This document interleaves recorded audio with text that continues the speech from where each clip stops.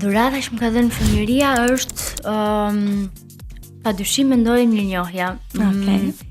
Nuk është mirënjohja nuk është e paketuar në një box, në një kuti, po është mendoj gjëja, aftësia, ndjesia që mua më ka bërë gjithmonë të eci përpara. Nëse nuk kisha mirënjohjen, sigurisht që do kisha mbase optimizmin, por duke qenë falendëruese për çfarë kam, si në aspektin çfarë kam tani, çfarë kam patur, si të mirat, si leksionet joja të mira të jetës, mendoj që mua më çojnë përpara, më forcojnë më tepër.